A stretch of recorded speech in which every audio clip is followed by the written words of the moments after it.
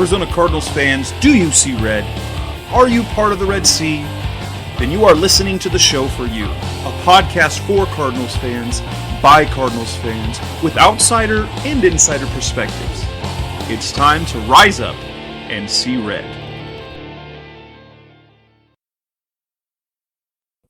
Hello, Arizona Cardinals fans, and welcome to the latest edition of the Rise Up See Red podcast. It's episode 191, and it is our yearly mock draft episode. It is draft week. I'm your host, Jess Root from CardsWire.com, the Arizona Cardinals site from USA Today's NFL Wire. My co-host is Seth Cox from RevengeOfTheBirds.com, SB Nation's Arizona Cardinals site, and we're finally here. I think we might be upon the last couple of mock drafts. It might be ours, and isn't it ours? And then basically Mike Mayock's. That's about it, isn't it, Seth? At this point, it is. We're at the finale. It's finally over. We can move on to the actual draft and complaining about our draft picks. So we're almost done, and we'll get to grade them immediately because we will know the grade that they get. Exactly. Kind of pick. It's perfect. So now, for the record, here on CardsWire. Here on the Rise Up See Red podcast, our mock drafts have been good the last couple of years. We've hit the last 2 years of Cardinals picks. I don't know what the stats are for other ones. The Cardinals their Cardinals VP of media relations, Mark Dalton, likes to troll media members from time to time, and points out that the average mock draft hits about 4 out of 32 picks. Now, a lot of us, Seth and I, play out mock drafts a lot. In fact, especially when I run the simulations that I do for my site, it's more about playing out certain situations. So it's not necessarily all the time a prediction. This is where we try to predict. But last year and the year before, we hit both the picks for the Cardinals and did it with basically no fanfare, of course, because we're not big media. We are little guys on the internet doing great things, apparently. But this is our draft show, episode 191. This is the episode we go through our mock draft. But before we do that, we want to go over kind of the latest in draft rumors around the Arizona Cardinals because it's that time. And this is perhaps, I'll have to say, dating back to the years of all the years I've been covering the Cardinals as a writer, except for maybe 2011, which was really the first year that I was covering the Cardinals and writing when it was during the draft. Except for 2011, this is the most exciting, most intriguing draft that the Cardinals have had. Now, aside from this, of all the last several years, it's this draft that I am the least sure about what the Cardinals are doing. Oh, 100%. I mean, I think this is one of those things because we don't know much about the coaching staff. We don't know much about what players they're looking for, scheme fits at this time. We're rebuilding it. I mean, even in 2013, we had an idea that Jonathan Cooper was coming on board. I tweeted out on draft day that they were going to take Tyrann Mathieu in the third round. We were able to get information in 2013. This is completely new. There's not an LSU feeder coming in, with Kevin Minter and Patrick Peterson already on the roster. There's not all of these other clues. So we're kind of just piecing it together as we go, right? And it makes it more enjoyable. It makes it a situation where nobody really knows anything. And when nobody knows anything, it makes it, well, one, it makes it more enjoyable, but two, then it makes everybody a little more on edge. Everybody is a little feisty, if you will, about the potential that is coming up. And that makes things fun, and that makes things different. And so regarding the rumors around the Cardinals right now, Peter King put out his one mock draft earlier this week and said that the Cardinals trading up big from number 15 to number 5 with the Denver Broncos. And with it, they get Baker Mayfield. And with the tidbit that not only do the Cardinals like Baker Mayfield, they love Baker Mayfield. Now, an interesting tidbit about that is the fact that trading with the Broncos, who you probably could say are almost in the same quarterback situation as the Cardinals, maybe even a little more secure. So they're a little bit more secure, but they have Case Keenum. You don't think that they didn't sign him to a contract that was locking him up long term. They definitely got him. They paid him. They're paying him handsomely, but they're still in the same situation where they might want to have a guy behind him. So, and reportedly, according to King, that the Denver Broncos also like Mayfield. So that was kind of an interesting thing, an interesting guess that he said. There's also the rumor that we got from Ian Rappaport on Tuesday saying that the Cardinals are making a bunch of noise right now, are making the most noise in terms of making calls, inquiring about trading up, whatever that means.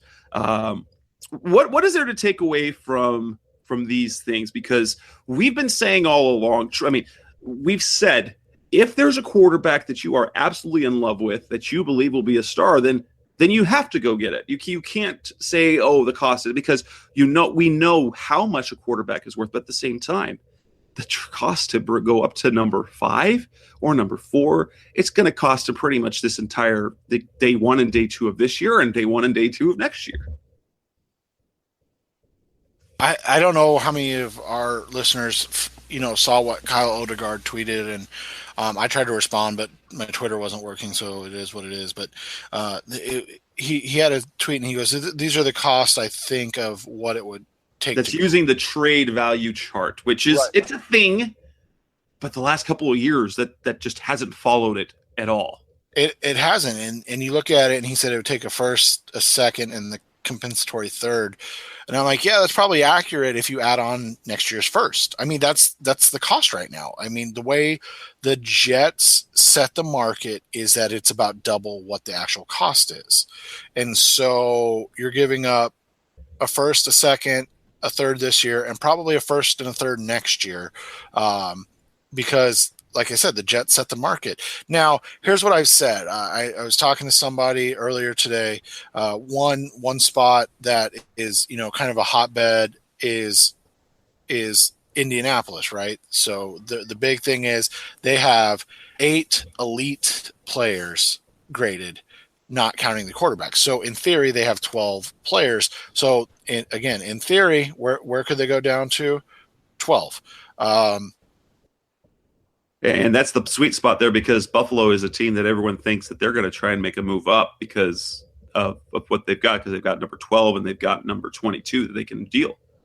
Right. And so, Indy, the guy from Indy said, what are we getting if we move down? And it's like, well, I think the difference is this: you move down now. So, Wednesday, when this is playing, you move down Wednesday before the draft. You're probably getting that big haul. The problem is on draft day, everything changes because it has to be a decision that's made within the split second. And so usually what happens on draft day is it goes back to more traditional cost factor. So you do it on draft day, you're probably looking at, like I said last year, I was told that the Cardinals made a call and they heard it was next year's first. So they were giving up 13 last year, and then this year, which would have been pick 15. That was it. There was no 2, there was no 3, there was nothing else involved. It was 1 and 1. And you look at the deals that were made, they weren't really great deals for that draft. You look at the one exception, and that's the one exception is Chicago trading up from 3 to 2. But we have some information that tells us there was competition for that pick. Right. And so when you look at it from that perspective, you said, all right, so you gave up a 3 and a 1, or a 1 and a 2, and then, but the big prize, and the Browns were the one that cashed in on that lottery ticket, was that extra first rounder. And so that's what everybody wants. Now the Bills, it didn't work out quite as well because the Chiefs were a good team. And so that's the thing. I don't know if you saw Evan Silva's tweet today, but the consensus right now is that the Arizona Cardinals of the 2018 version may not be a very good team, and that consensus isn't just or I. That consensus is national media perception. And when you look at it from that perspective, Evan Silva put out a tweet that I thought was very poignant.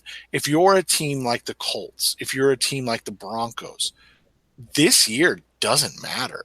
Like, go get, if you want to trade with the Cardinals, get one and maybe a 3, but you got to get next year's 1, because you're talking about a team that could have a top 5 pick.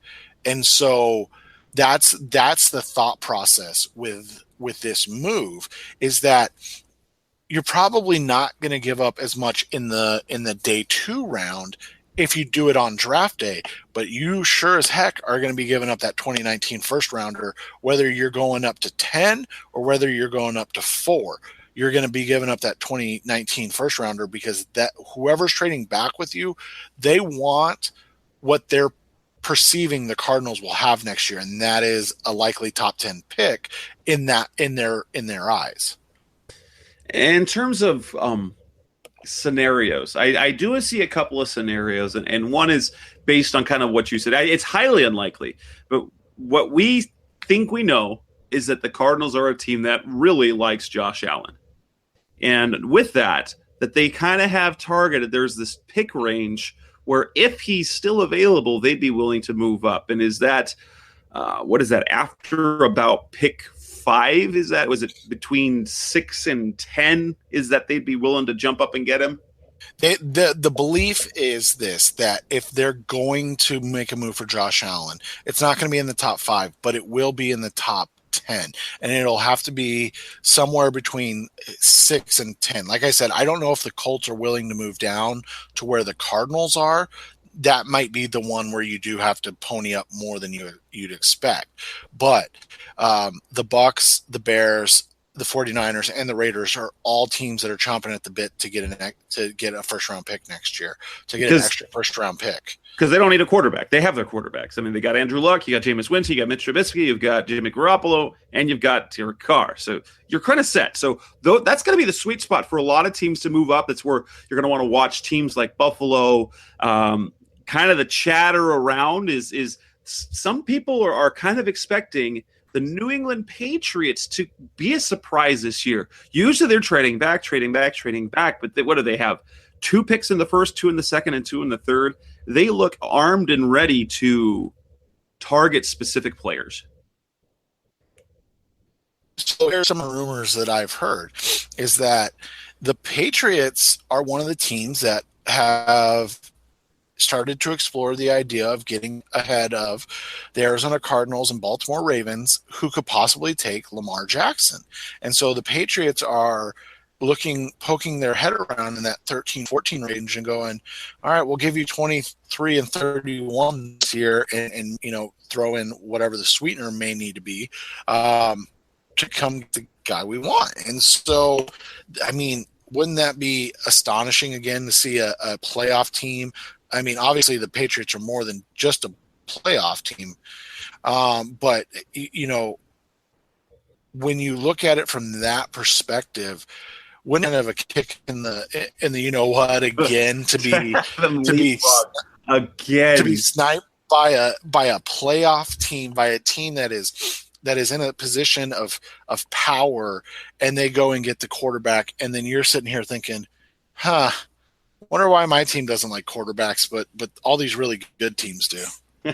And then the other scenario has been talked about here locally is the possibility of the chatter of how UCLA's Josh Rosen could be the guy to slip a little bit. I don't believe that necessarily will be the case, but they could be, if he gets to around, if he falls to that 9, 10, 11, right in there, that'd be a sweet spot as well to target him as well if they like him, especially if you want to get ahead of, say, Buffalo or Miami, because both of them could be in the market for a quarterback at that point. So if Josh Rosen falls a little bit, the thing here locally is that maybe they could jump up that way, and so it makes sense that what Ian Rappaport is saying, what Rap Sheet is saying, is the fact that they're making calls.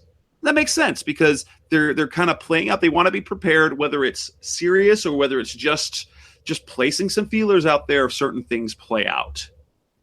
Right, and that's the thing is the Cardinals are preparing for all scenarios because they have to know. They have to be ready because, like it or not, and fair or not, there's a 100% reality that they were not prepared last year. They were unprepared for what was going to happen. And when you look at it from that, are brutally honest with everything, it comes back to the fact that they weren't ready to make the move they needed to make. They didn't understand what the cost of making a deal and moving up to get the player that they wanted was going to be. And more to the point, they assumed that one of those guys was going to fall. It was pick 10 and Watson and Mahomes were on the board, and teams that didn't need quarterbacks were sitting in front of them.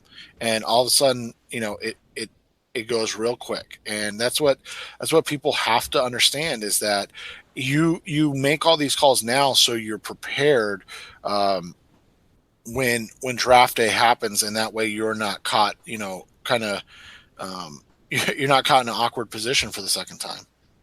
All right. Any other draft rumors out there that you're willing to share that you've heard otherwise? Otherwise, we can move on to the next part of our show. What'd you think? Yeah, we can move on because I'll share the draft rumors I'm hearing with some of the picks I make. So. All right, so coming up next on Rise Up C-Red, we will start our mock draft. So that's coming up next on Rise Up C-Red. Who gets the number one pick? Who is the number one pick? Where do the quarterbacks fall? And where do the Cardinals end up? And who do they get? That's coming up next on Rise Up C-Red. A reminder to all of our listeners is to, of course, we are still friends with Harry's.com, the shaving company that I made the switch to.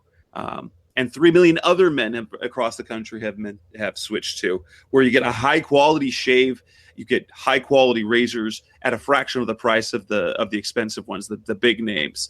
I'm still using it.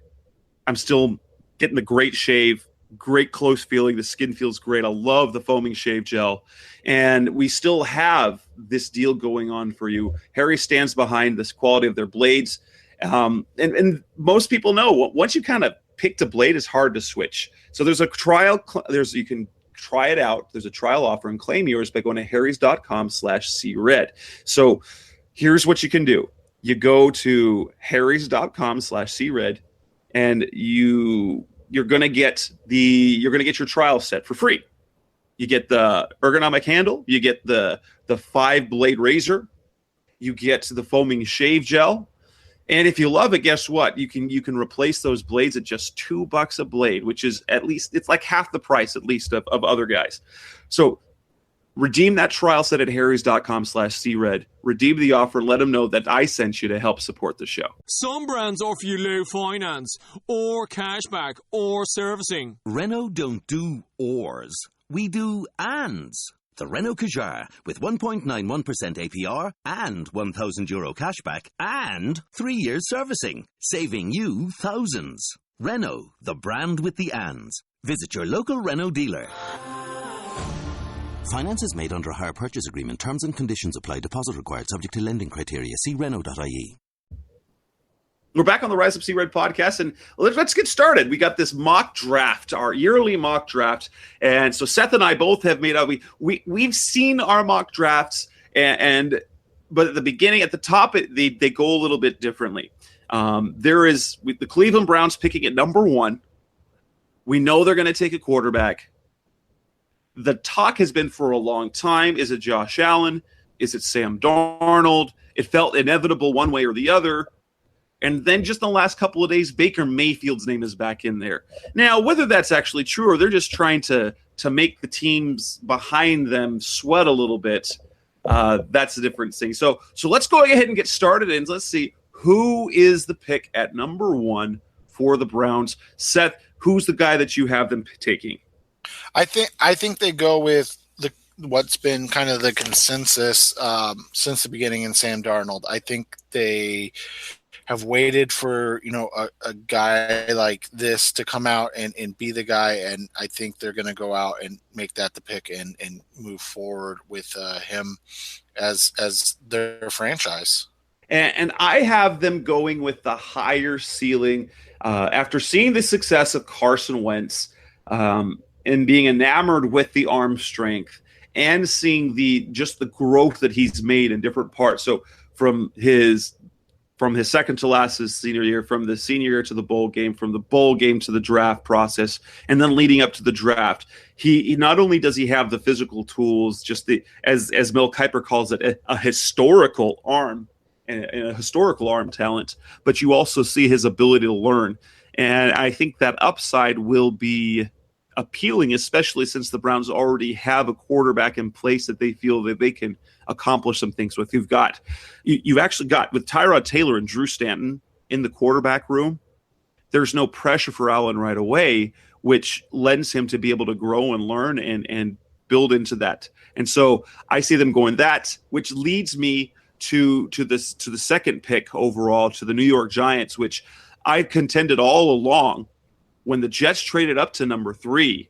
It's not because they didn't place a call to number 2. That they did place that call to number 2, and the Giants just weren't trading, because when you have the number 2 pick in a quarterback draft, you have your eye on the quarterback.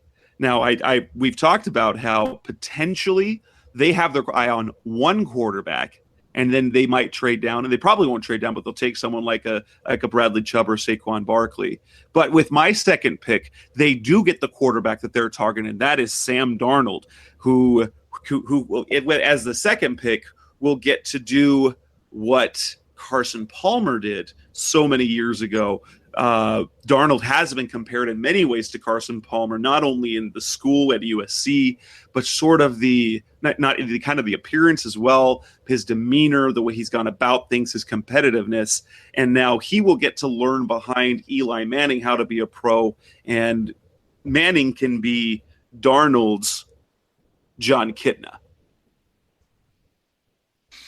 And for me, the Giants are sitting there and going, please, Browns, screw this up and take anybody but Sam Darnold. Because I think Jess is right. I think they were waiting to see what happens before they traded away. They wanted a chance, if Sam Darnold was there, to draft him. And unfortunately, he's not for me. And I think they take Bradley Chubb.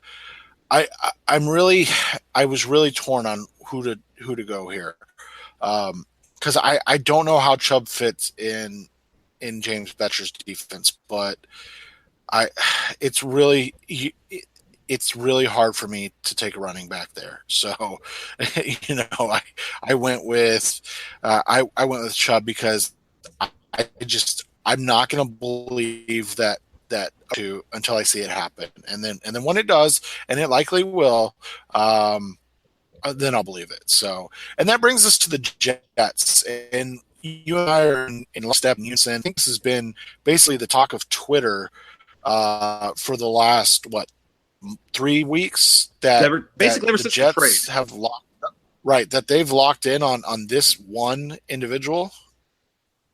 Yeah, and it would be Baker Mayfield. Baker Mayfield, Heisman Trophy winner, is actually, for me, for a long time, like I tend to waver back and forth as I learn more about players, but Baker Mayfield really intrigues me. I think he's going to be a really good quarterback.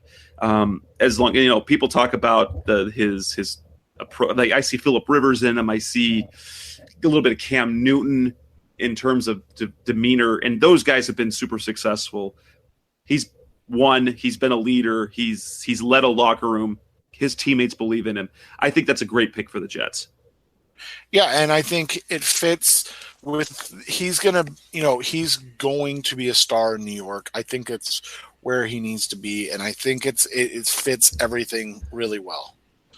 Now, number 4, the guy that I have the Browns taking is already off the board for you, and after they get their quarterback with the super high end, high upside, they go at number 4 with the best defensive player in the draft, the guy who many say is even better than Myles Garrett was last year. They're pretty much everyone's consensus number one pick, Browns number one pick, and they are going to pair Myles Garrett with Bradley Chubb, creating, oh my goodness, a pass rush to terrorize the AFC North. Correct, and that's I think honestly, I think my pick in your in my pick for 2 and 4 will be flipped. I have them taking Saquon Barkley just because Chubb's not there. But I think you are probably at, and I think this is what plays out. But I just can't bring myself to move Saquon Barkley to the second pick in the draft. Barkley is a phenomenal talent. He is a game changer out of the backfield, but in similar ways to David Johnson, he's not, the purest of running back. They're best offensive weapons or guys that are great when the football is in their hands, more than they are just a, straightforward Leonard Fournette, Ezekiel Elliott type running back where we're going to run them ragged 350 times a season. And so that's not to say they can't get 350 touches. It's just that their touches are going to come in the form of, 250 carries and 75 catches and 25 kickoff and punt returns. So, that's my one kind of beef with Saquon, but I think he's going to be a phenomenal player. And I think everybody's going to be excited about this. And whoever gets him, and pairing him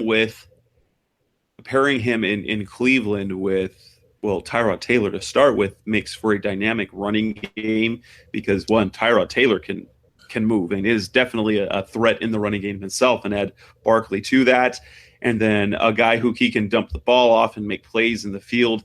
That would be a great pairing too. So either way the Browns go, with having number 1 and number 4, basically the only way they can probably screw this up is, 1, if their quarterback doesn't pan out, or 2, as someone suggested might happen, they pick take a quarterback with each of those picks, which would be absolutely asinine.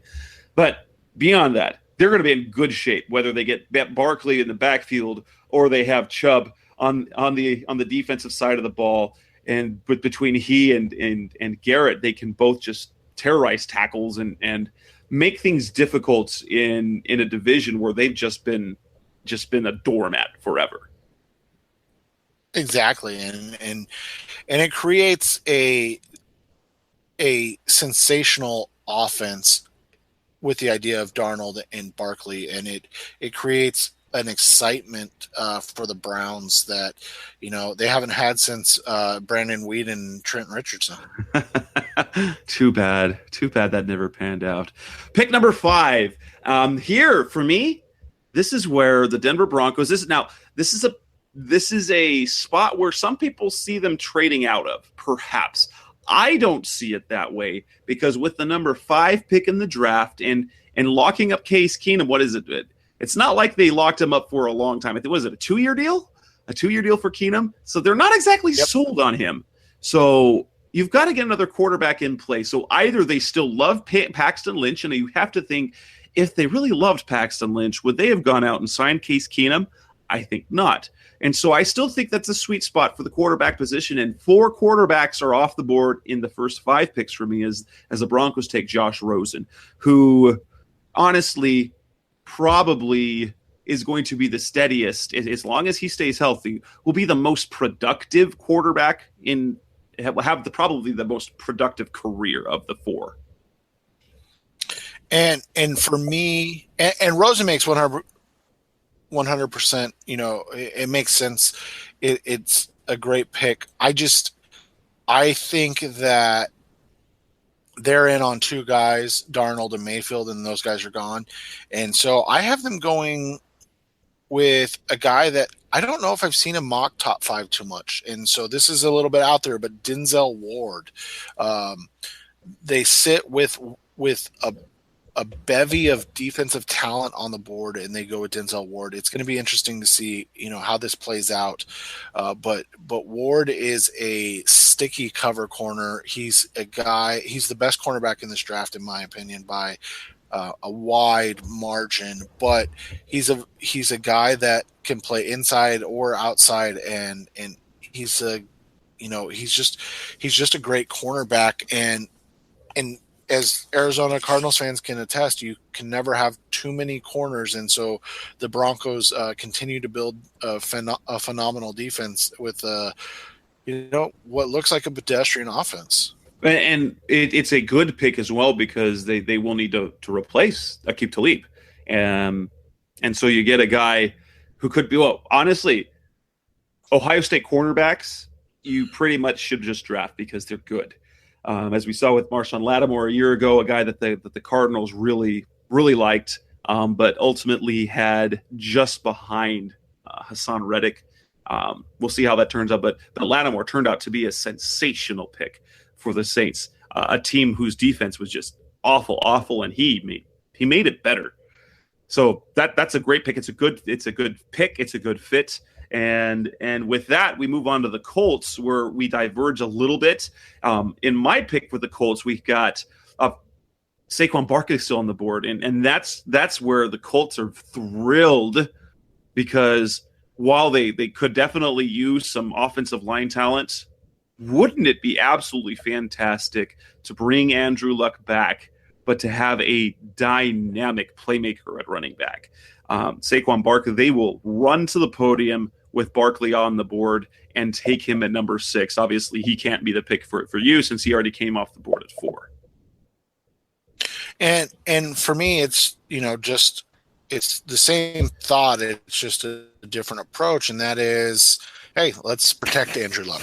So I take who some people, including myself, because I'm a glutton for punishment, call the best player in the draft, and that's Quentin Nelson, the guard from Notre Dame. I think the Colts have a list, like I said, of 8 players that they deem as elite outside of the 12, and they're gonna, from people I've spoken with, their list is simply Chubb, Barkley, Nelson, and then 5 other guys. And so, they're if Chubb, Barkley, or Nelson are there, that's allegedly who they're going to take.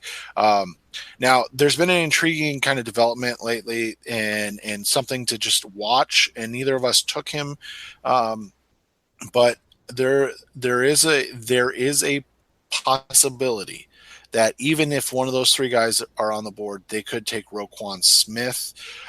If all 3 of those guys are off the board, Roquan Smith's the name I've heard the most mentioned there. So just keep that in mind. If for some reason the Broncos instead take Quentin Nelson, or some variation of Chubb, Barkley, and Nelson are off the board, Roquan Smith at 6, so the Colts is in play.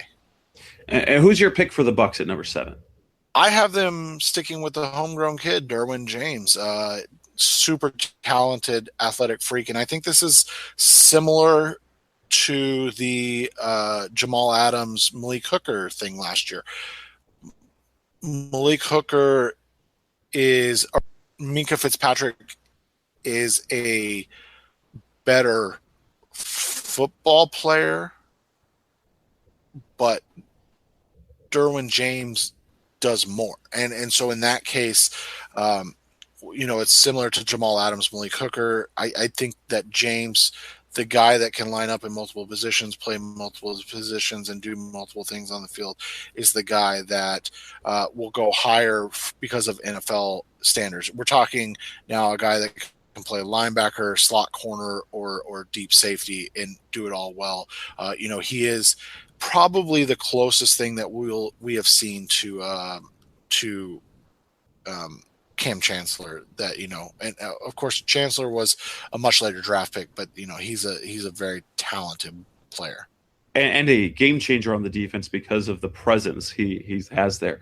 Derwin James is reportedly one of the 5 guys that one of our local reporters says that the Cardinals have. He's one of the 5 guys that the Cardinals will draft as it. Now, I've never thought that Derwin James would have it. There would be any chance that he's available at number 15.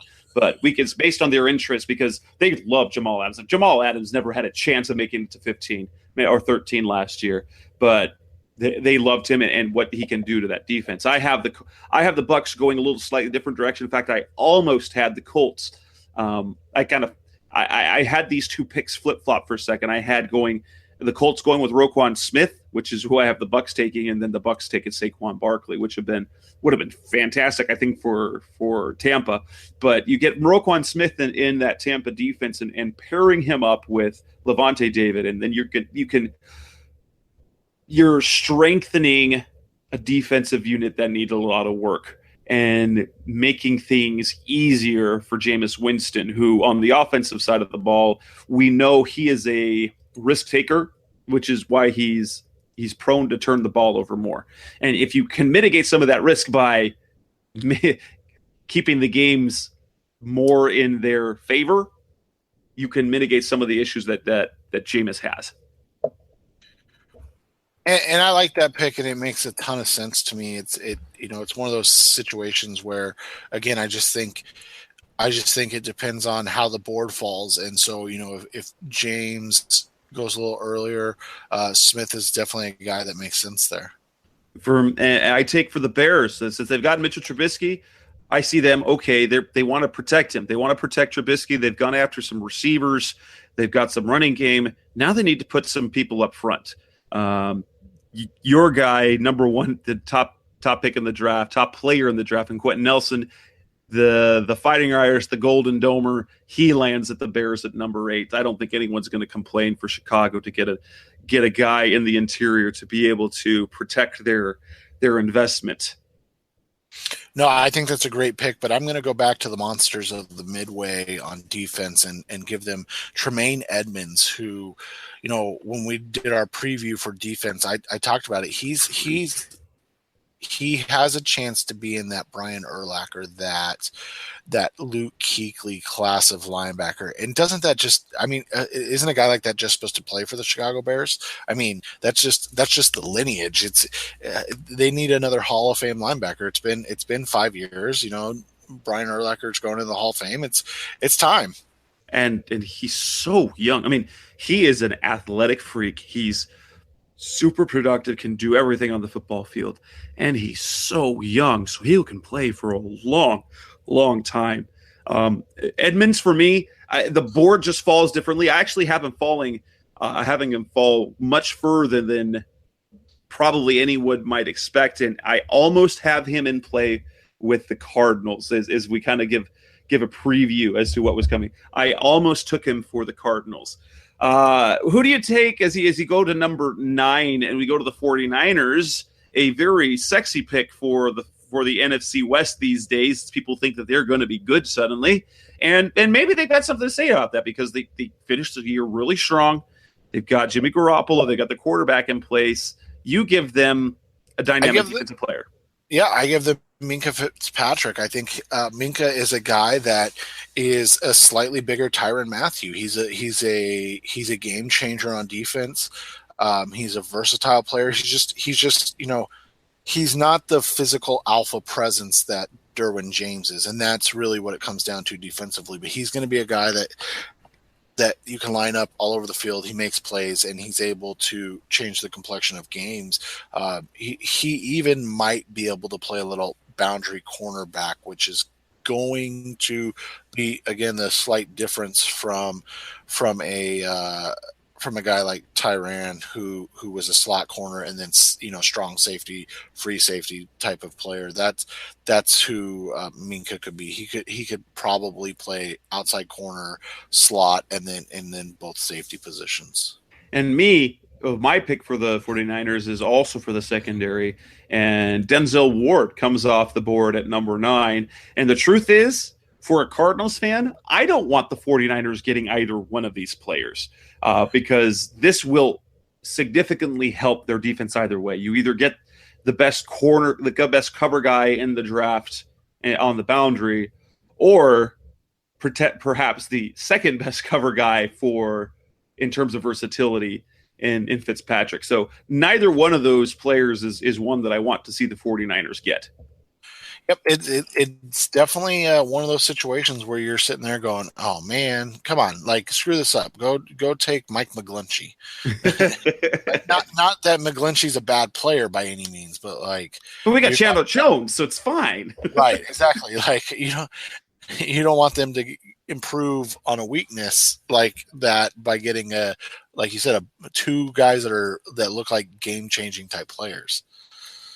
And to round out our top 10, this is where the Raiders get their enforcer in Derwin James. I like where this matches up. The Raiders need help on defense, and Denzel Ward can do that. I'm sorry, Derwin James can be the guy to do that, who can be that enforcer, who can change the presence of that defense immediately. And you have the same type of thing, just at a different position.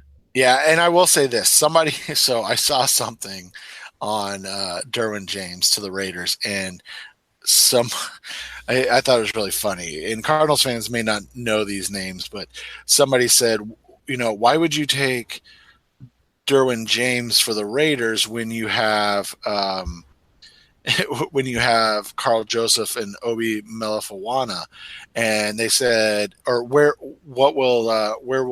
will they play for Derwin? And the guy said, well, they can play by bringing him his water when he needs a break. So, I mean, that's the mentality of what people think of Derwin. I mean, he's a dog. I mean, in the best way possible. Like the people love this kid, and I haven't gone Roquan Smith for many of the same reasons you had him going to the Bucs. They need something of stability and playmaking on that side of the ball. Smith is a fantastic athlete. He's a guy that is a run and chase outside linebacker, or off ball linebacker, and he's a guy that's going to make their defense immediately better. And the Raiders need as much help there as they can get. That rounds out the top 10 of our Rise Up Sea Red mock draft. Coming up next on the Rise Up Sea Red podcast, we will get into the next 10, 11 through 20, where the part that matters, who the Arizona Cardinals pick. So that's coming up next on the Rise Up Sea Red podcast. Some brands offer you low finance, or cashback, or servicing. Renault don't do ors. We do ands. The Renault Kadjar with 1.91% APR and €1,000 cashback and 3 years servicing, saving you thousands. Renault, the brand with the ands. Visit your local Renault dealer. Finance is made under a hire purchase agreement. Terms and conditions apply. Deposit required. Subject to lending criteria. See Renault.ie. We're back on the Rise Up Sea Red podcast. Number 11. So we've gone through, let's kind of run through 1 through 10. My mock draft so far has gone number 1 to the Browns, Josh Allen, followed by the Giants, Sam Darnold, Jets, Baker Mayfield, Browns, Bradley Chubb, Broncos, Josh Rosen, Colts, Saquon Barkley, running back. The Bucs get linebacker Roquan Smith. The Bears get guard Quentin Nelson.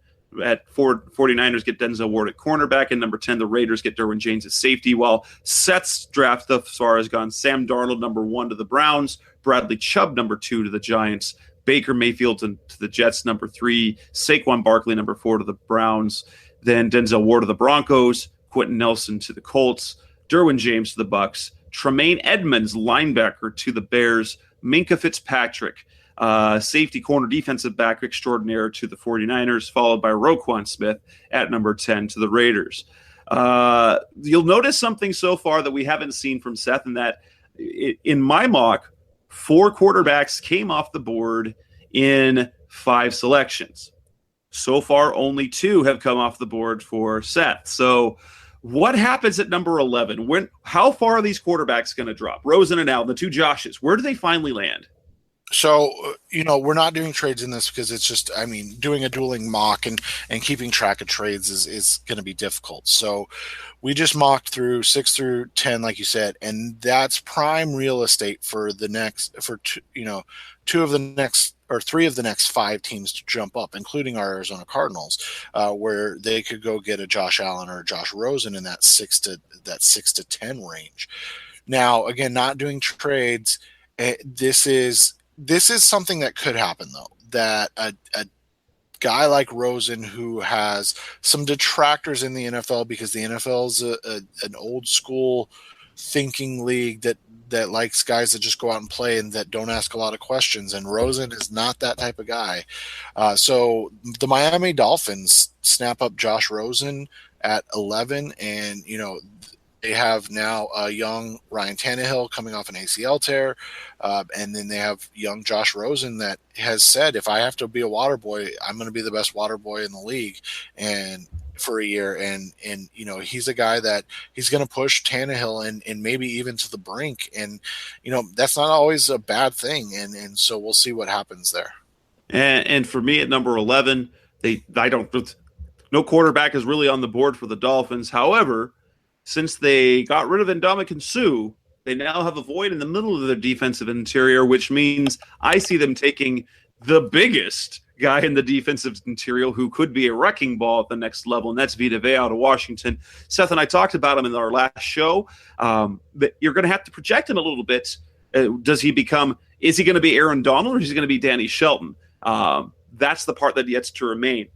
Miami perhaps sees him as the wrecking ball that is Ndamukong Suh, not only being able to disrupt the run, but also eat quarterbacks for lunch, breakfast, lunch, and dinner. But it fits Miami in that sense.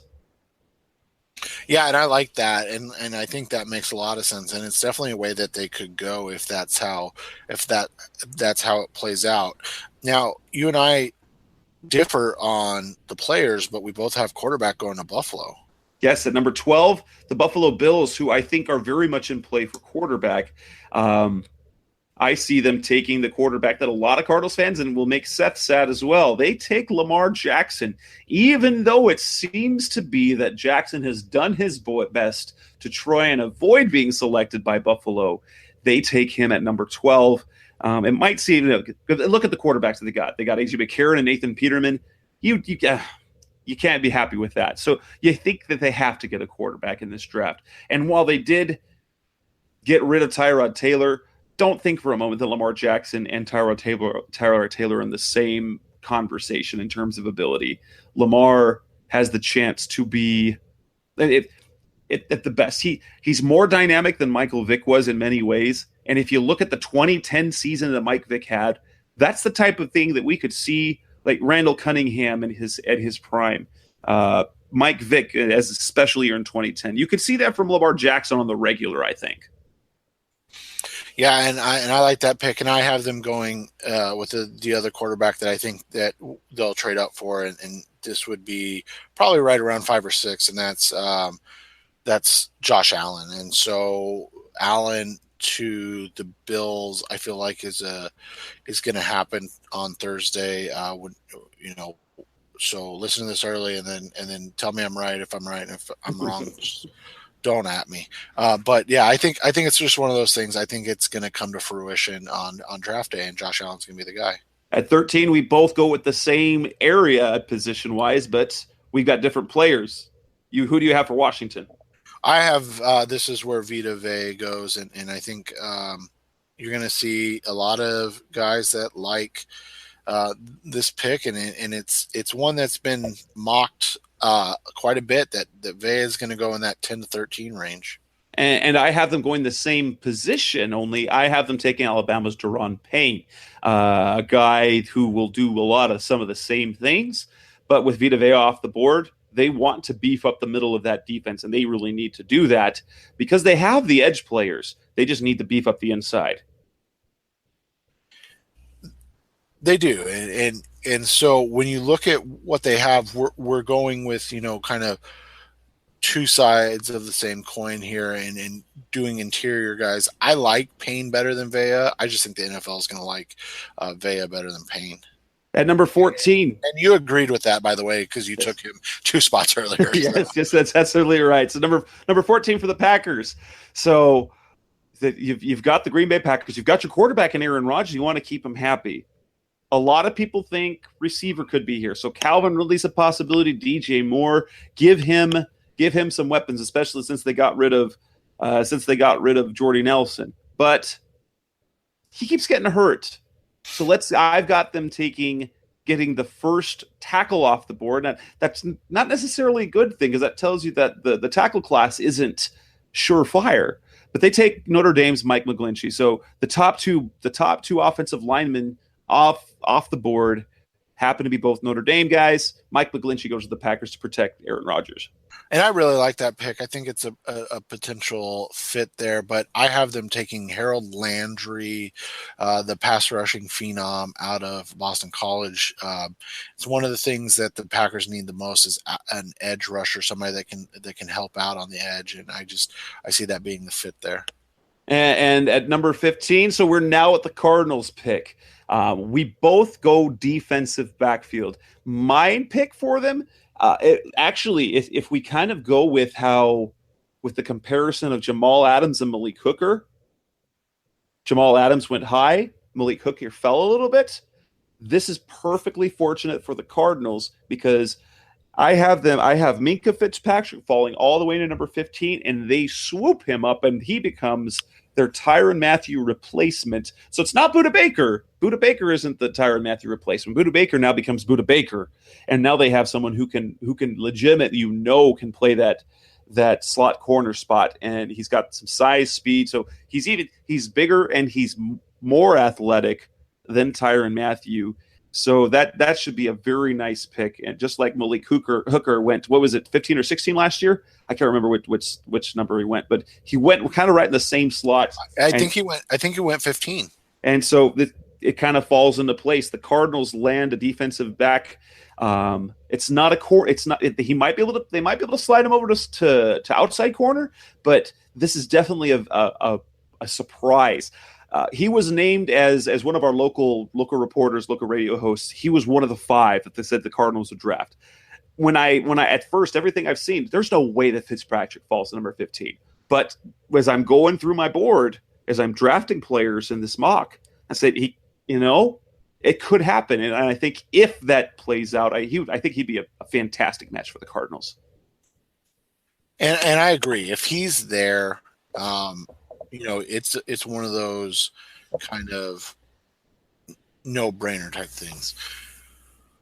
The problem is I don't think he's going to be there. And I've still got Lamar on the board, but I don't think the Cardinals are going to draft him, and here's why.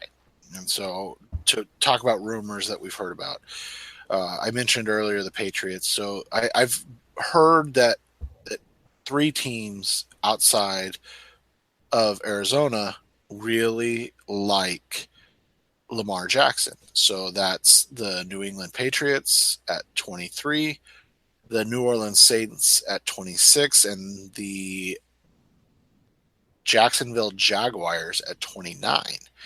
So the other thing I've been told is that Jackson won't make it to 16, where the Baltimore Ravens allegedly like him as well. So we're talking about maybe the Cardinals can trade out here. I think that teams are going to, again, assume that they have to get in front of Arizona to get Lamar Jackson. So for the sake of accuracy more than anything, I left Lamar as not the pick. And I went with the other Jackson, Josh Jackson out of Iowa. And so Sporting News, Eric Galco kind of looked or said something today in his article of what he's hearing that I've been talking to Jess and Blake Murphy and a couple other guys about for probably 2 weeks now. And that is the Cardinals, if they don't move up for one of the Joshes, that the guys that they like are Josh Jackson, Jair Alexander. And so in this case, I went with the guy that in my eyes best fits the Steve Wilkes mold of player and what he likes in a cornerback. And Jackson is long. He is a good athlete, and he is a sound tackler and physical player. So that's what I have them doing here. I'm 100% with Jess. If Minkah Fitzpatrick is on the board and you're looking at Minkah and Josh Jackson, you take Minkah 10 times out of 10. I just don't think Minkah Fitzpatrick's going to be on the board. Now, and what's interesting is among the reports recently in Phoenix radio here is among those 5 players that our local radio host said the Cardinals will draft if they're there. One is Mike Hughes out of Central Florida, and perhaps is I've never been one to question where this reporter gets his information, but that just doesn't seem like a fit at all. We've covered the Cardinals for a long time. Now, granted, this is a new regime, and so how much was Bruce Arians and how much was Steve Keim? But there's one thing we kind of known when it comes to cornerback, they like extreme athleticism, they want playmaking skills, and they also want high character. Mike Hughes, he's not the athlete. He's not as fast. Now, he's a dynamic returner, but I don't think the Cardinals would spend a mid-first round pick on someone just because he's a dynamic returner. They got TJ Logan last year in the 5th round. And he comes with some off-the-field issues. He was kicked out of North Carolina. Yes, they've taken chances on guys before, but they've never taken – Tyrann Mathieu was beloved in the locker room. Robert Nkemdiche has had issues, but it never was about football. I don't like the match of Mike Hughes at all. So Josh Jackson, I think he matches great. I think I like the size, speed, athleticism, the playmaking skills, and plus with the fact that Mike Hughes is very inexperienced. Really only started 1 year, and they've already got an inexperienced guy at cornerback in Brandon Williams, and he's an elite athlete. So I don't like that pick at all. Now, in terms of what I think, I think of anything. If the Cardinals stay at 15, I think the sweet spot there is kind of defensive back, I think. I still tend to believe that they're probably going to trade back. I see the scenario where they trade back, and then they're going to use part of their haul for the trade back to ideally trade back into the first round and target one of the quarterbacks that are left. Now, I don't have any more quarterbacks coming off the board in this round, but I could definitely see where it's a Mason Rudolph or Kyle Lauletta where they sneak it back into the first round to get that extra year. And Twitter will tell you that the Cardinals do not have Mason Rudolph on their radar. I don't have sources to say otherwise, but I think the fact that there hasn't been much surrounding Mason Rudolph tells me there might be a little something there, because I think he does fit a lot. He does check off a lot of boxes for the Cardinals and probably for Mike McCoy as well. Yeah, and I think, in this instance, and we had a poll on our site, Revenge of the Birds, today of, what would you do? What are the 5 scenarios that the Cardinals could have? Trade into the top 5, trade in that 7 to 10 range. Obviously stay put at 15, and then it was trade back for somebody trying to come up to get Lamar, or then trade back into round 1 at 32, because the Eagles have made no bones about it. They want out. They want out of the first round. They do, because they don't have anything else until the end of the 4th. Right. So give us a 2 and a 3 and come get a 1. And in that instance, it makes sense for the Cardinals, right? Like if you like Mason Rudolph or Kyle Lauletta, and you're saying, you know what, we're going to take those guys at 47. Well, you know what, give up 47 and 97 or 47 and even 79 and go get them, and guarantee you get them, and also guarantee that you have them on that 5th-year option, which is a huge deal. And number 16, this is where my first receiver comes off the board, the Baltimore Ravens, who Joe Flacco, without any real offensive weapons and their penchant for getting old over-the-hill receivers, finally turned that around and take Calvin Ridley. He's probably the best overall skill player in terms of receiver. However, he does not have the versatility. But he will probably be their number 1 receiver off the bat. And I have them doing the opposite and protecting Joe Flacco and grabbing Mike McGlinchey. I think either way is a solid fit, honestly. And I'm with you on everything you just said. They probably this is probably a spot that if Lamar Jackson was on the board, this is where he could probably go. But again, for the sake of accuracy, in my mock draft on teams, I'm going to keep him falling down a little bit. At number 17, the San Diego Chargers. Oh, I'm sorry, San Diego Chargers. Los Angeles Chargers. Whoops. Seth has a little bit of information that will give us some insight as to what Los Angeles is looking for, because they seem to be the team that surprises us every single year. So what I've heard on the Chargers is that they've got 5 names that they like. It's almost sounds like what we heard about the Cardinals. You got 3 names that are likely to go in the top 15. They like Derwin James. They like Vita Vea.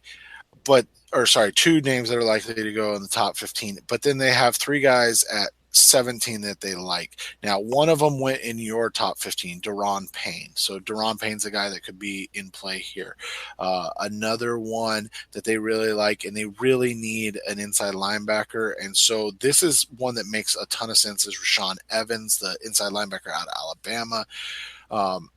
I have him going with Taven Bryan, though. So Bryan is the kind of Robert Kendiche type player of this draft. Just an astounding athlete who 3 or 4 times a game you go, this is literally the best player on the field, no matter who is playing. And he played at Florida in the SEC, and there was literally 3 or 4 times a game where you said, there is not a single player that can stop this guy if he figures out how to do this every down. And so, if my information's accurate, they could have, their choice of 3, and I'm throwing Bryan at the wall to see if it sticks. And I hit with my pick for the Chargers is the position. The other position, you said Rashaan Evans is a guy they like. Tremaine Edmonds still is on the board for me. The athletic freak, the young athletic freak. So I think given that scenario, Edmonds would be a superb fit, and the fall finally ends there. And number 18, where we go to the Seattle Seahawks, now we both agree. We know the Seahawks need help on their offensive line.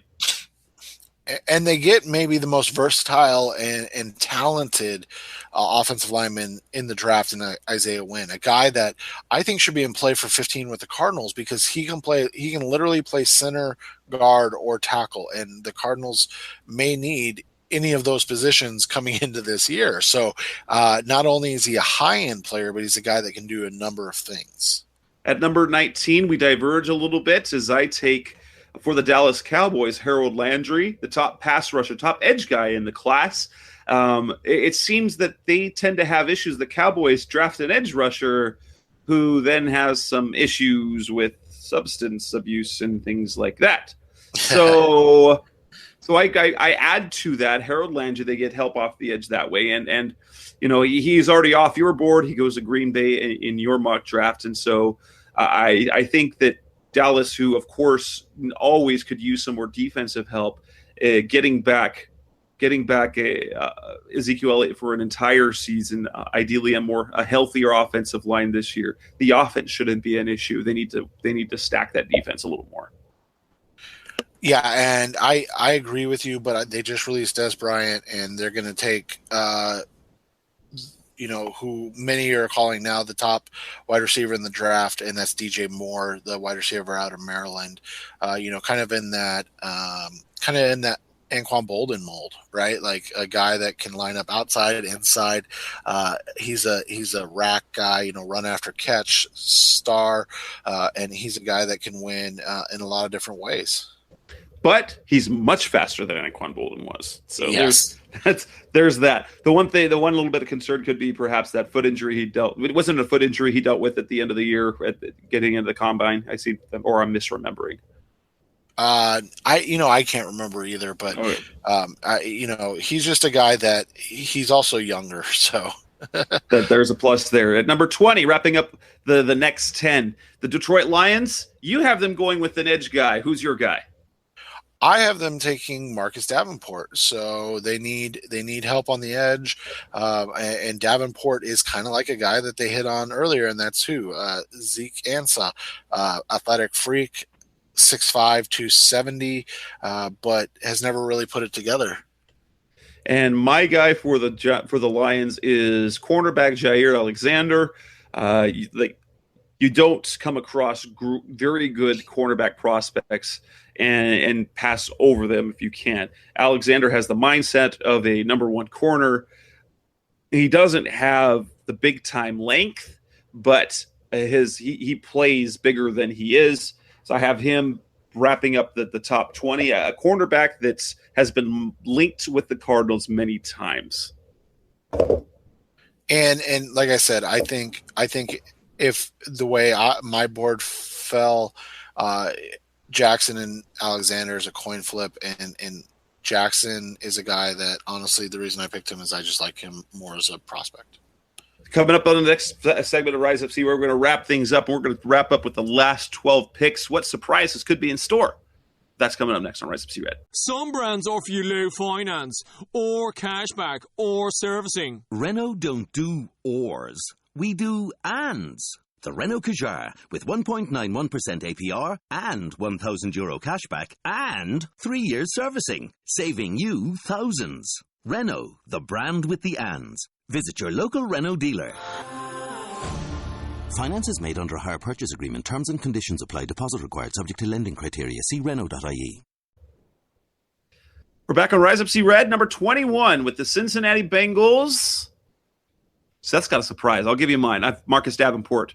So he went number 20 for Seth's. He goes number 21 for me. So they give Cincinnati some punch off the edge. The AFC North is increasing in pass rushing skills. Ben Roethlisberger, Joe Flacco are going to have to worry a little bit. Maybe Tyrod Taylor a little bit, adding Marcus Davenport to the mix. Yep, and I have them taking Frank Ragnow, the center guard out of Arkansas, who is going to be an All-Pro. And what's shocking about this is most mock drafts have him going in round 3. But if he's going to be an All-Pro, he probably should be a first rounder. This is the Travis Frederick pick from 20 whatever that was, 11 or 12, when the Cowboys traded back and then shocked everybody by taking Frederick in the first round. Comes from the same cloth. Ragnow is a Brett Bielema guy. He's gonna be a star. He's a guy that honestly, if the Cardinals took him at 15, I wouldn't even bat an eye. Like, most Cardinals fans would be like, huh? And I'd be like, whoo, they just got a guy that is going. I mean, I would go buy his jersey. That's how much I like Frank Ragnow. Number 22, the Bills, with their second pick. This is where I have them going. I've seen a lot of mock drafts where they have them going at number 12, a guy like Tremaine Edmonds. I see them going with that position at number 22, taking Alabama's Rashaan Evans. So they kind of fill the same need, but they've already addressed the quarterback position up at the first pick, so they can go defense with their second pick. And I almost had Evans there too, but for the sake of diversity, I went with Jair Alexander there. And I think that makes the Bills secondary really, really talented. At number 23, the New England Patriots. This is where you finally see Lamar Jackson fall. Yeah, and I think this isn't a trade up, but I think the Patriots take Lamar Jackson and kind of laugh all the way to the bank and a continued bout of excellence. I'm not going to say that he's going to continue to lead them to what Tom Brady has done, but I still think that they're going to be a continued relevant playoff team now post Tom Brady. And here, think about this, just real quick. Think about this. How many Patriots draft picks are starting quarterbacks in the NFL right now? And the answer is 3. So you have obviously Brady, but then you have Jacoby Brissett and you have Jimmy Garoppolo. So, and to be honest, Matt Castle, as much as he gets mocked, he wasn't a bad starting quarterback for a couple of years. Yep. So it's one of those things, and I think now, you know, they've taken third round, they've taken second round. Now they're just going to be bored and take a first round quarterback because they got another pick coming. And they do. For me, the pick for the Patriots is LSU's Darius Geis. Running back will add to the offensive weapons that Tom Brady has. Some like what he's not going to be better than Saquon Barkley, but perhaps a little bit better value I don't know, but he offers a lot of the thing about Darius Geis. Is he going to be like Garrett Blunt? Is he going to be Marshawn Lynch, or is he going to turn to Marion Barber? They had a lot of success, New England, with the Garrett Blunt, with the type of runner he was, and so Geis will fit right in. Yeah, and Geis is a star. He's going to be so good. This is why I think Saquon Barkley is going to be phenomenal. That's why I can't get on board with taking Saquon Barkley at pick 2, 3, 4, wherever he goes. Number 24 is where you see another receiver coming off the board for the Carolina Panthers. Yeah, I think they want DJ Moore, and I think they'll settle on Calvin Ridley. Ridley's a very talented player. He's a high-end 2 receiver in this league, for his 1 5-year contract before he turns 30. And then I have them going Josh Jackson. Oddly enough, he would have been a perfect fit for the Panthers with Steve Wilks back there as defensive coordinator. Instead, he lands in Carolina post Wilks. And at number 25, I have the Tennessee Titans bolstering that offensive line to giving them Ohio State's Billy Price, a guy I really like. He is an old school offensive lineman, edgy. He wants to knock people down and grind guys into the dirt. He's versatile. He's a leader. And with the tackle, they already have the tackle position set there. So you give him a center guard who can play any of those 3 interior positions, and you're really setting things up for Marcus Mariota nicely. And I think that they're going to take Sam Hubbard and continue to build along the defense and try to improve that defense. Hubbard is going to be the kind of what's their coach's name now? I can't even remember. I know who it is. He played for the Patriots and was the defensive coordinator. Vrabel. Yeah, Mike Vrabel. He'll be the Mike Vrabel of that defense. And so I think that's where they go. Number 26, New Orleans Saints. I have them. They wanted to get Jimmy Graham back. They wanted a tight end. They're going to get their tight end in the draft in Dallas Goedert. He's got some good potential there. I mean, throwing him out there with if you got you've got their running back. You got Alvin Kamara. You've got Michael Thomas. Add Dallas Goedert to that, and Drew Brees is going to keep throwing touchdown passes without any problems. And I have them taking Rashaan Evans and continuing to improve what was a phenomenal defense. I struggled with this pick a lot because I like the Goodare selection, and I like the idea of even Mike Gesicki there, but I went with Rashaan Evans. 27, you and I go the same position, different player. You've got Daron Payne, who's already off my board, and I've got Taven Bryant, who's already off your board for the Atlanta Falcons, adding some bulk to that inside of the added to that defensive interior. Yeah, and I think that everybody's kind of picking this, right? So it's absolutely 100% and not going to happen. Because I mean that's the thing. Think about it. Every mock draft you see, they're either taking Maurice Hurst or they're taking, Taven Bryan or Daron Payne, and there's just no way, right? There's no way that that's what happens. So, and then we go to the Steelers, and I think you and I agree on this pick. I think we're going to see. I think they're going to find an inside linebacker and the top one left on the board. Although I think it was, I can't remember who it was, but it was Mike Mayock said the other day that some teams are moving him off their board. Leighton Vander Esch of Boise State. I said the other day, he reminds me of a young Carlos Dansby. Man, this kid can play. He's long, he's lean, and he's athletic. We'll see how far he falls with the apparent shoulder injury. And you look at the line of inside linebackers that the Steelers have had to perform well.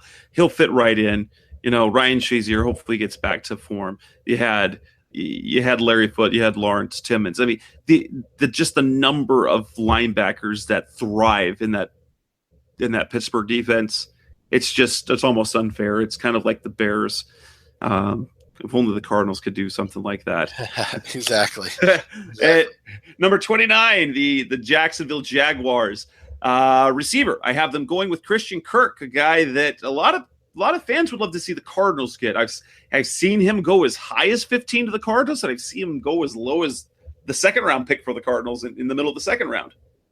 Yeah, and I like that pick, but I have them continuing to build what is inevitably going to be the greatest offensive line ever constructed, and drafting Will Hernandez to pair with the newly signed Andrew Norwell. Oof. So, I mean, Blake Bortles won't have to take any risks, it sounds like. They just keep handing the ball to Leonard Fournette and just have him dink and dunk. And Blake Bortles, who's been the joke of the NFL in terms of quarterback picks the last little while, he's going to make the AFC Championship again, probably. Yep, and the other scary thing to think is, what if they go grab like a Nick Chubb in round 2 or 3, and now all of a sudden they've got 2 battering rams and a talented, low maintenance quarterback. It would be a phenomenal way to build a team. The Minnesota Vikings. This is where Mike Hughes comes off the board for me. I don't like him for the Cardinals, but he definitely has some upside. And that Vikings defense is set up where he can make plays. And he doesn't. When Trey Waynes looked like a bust of a cornerback a couple of years ago, he's turned things around. So I like that there. The continuing to add to that defense to kind of keep things set there, especially now they've got Kirk Cousins, and just keep that defense even stronger. And I've got them continuing to build that offensive line with James Daniels, another phenomenal interior offensive lineman in this class. The interior offensive line play in this class is just going to be out of this world. I think we're going to see probably 5 go off in the first, 40 picks or so, and it's going to be 5 guys that are going to battle for Pro Bowls and All Pros. And then at number 31, we cross paths again with the Patriots picking the same guy. You've got them taking their quarterback, so they've got the future past after Tom Brady set with Lamar Jackson, and now we both have them taking Colton Miller. Not necessarily a great offensive line prospect, but he's athletic and he's versatile. He can play both sides of the offensive line. He won't be much of an adjustment because he started at both positions, left and right tackle.